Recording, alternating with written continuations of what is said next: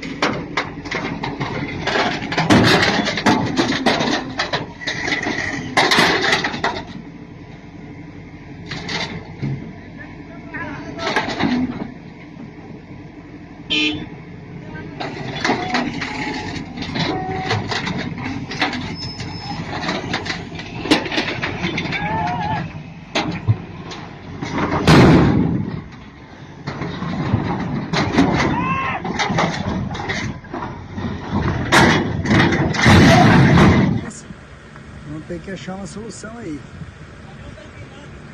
O caminhão está empinando, segundo a informação. Se eles levarem mais para trás, fica risco o caminhão empinar. Aí eu, assim, penso que o planejamento do brasileiro é uma coisa bem interessante. Olha lá o caminhão, você foi, América. Olha só, olha o que está acontecendo.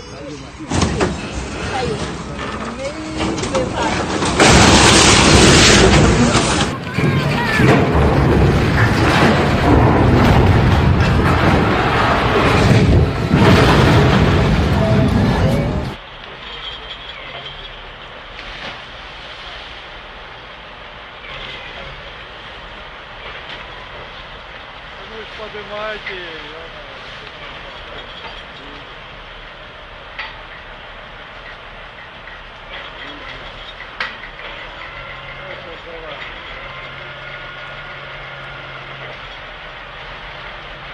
Ростик, вы поднимите!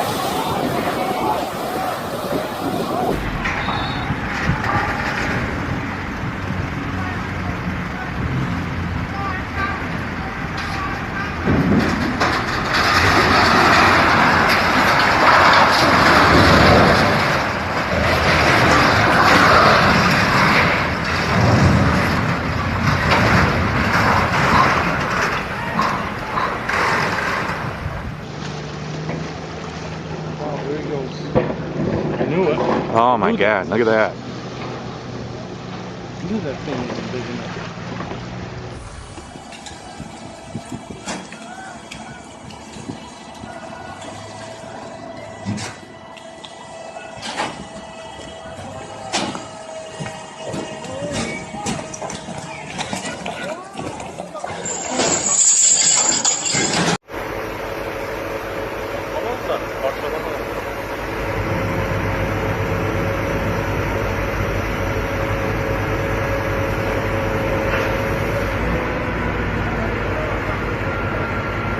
Yalnız var ya ne gürültü olur.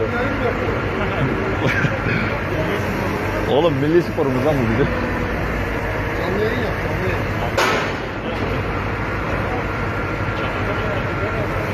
Yukarıda bir demire değiyor, yukarıdaki.